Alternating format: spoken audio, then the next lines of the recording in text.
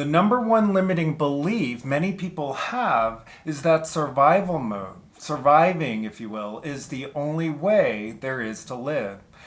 Before you learn anything about personal development or spirituality and how powerful you really are, society, for the most part, the majority, teaches us that you kind of have to do whatever it is to survive, right?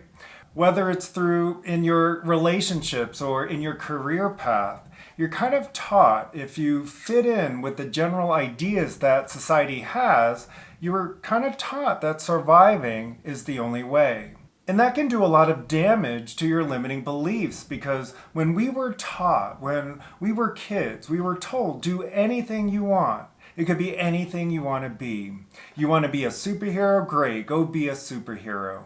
We were taught as kids that we can do anything we want to do and be anything we want to be. But then as we grow up and as you get older and as society gets to you and your parents' limiting beliefs get to you and other people start expecting things of you, that sentiment is no longer you can do and be anything you want to be. It is you can do and be anything you want to be as long as it fits in this little box of what's acceptable for everybody else around you. And ultimately we start to pursue paths that don't actually make us happy, that we almost feel obligated to pursue.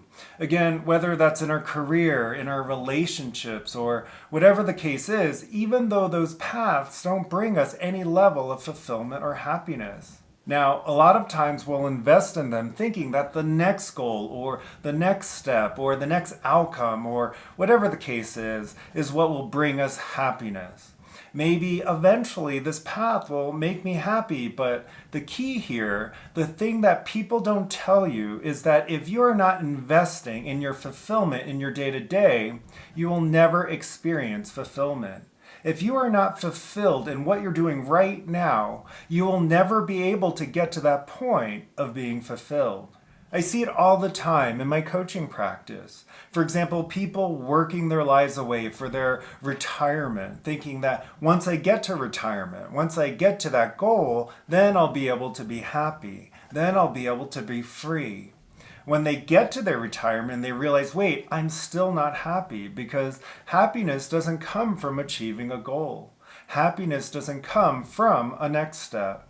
Happiness doesn't come, fulfillment doesn't come from where you could be if you just suffer right now. Happiness comes from finding what makes you happy and doing that, and then filling your days more and more with the things that bring you fulfillment and bring you joy, so that you can have a life full of fulfillment and joy. And I didn't know that for the longest time. I spent a lot of my life waiting for my happiness and my fulfillment to show up on my doorstep. And then I started realizing I had to be the one to create it. No one's going to create your fulfillment except for you.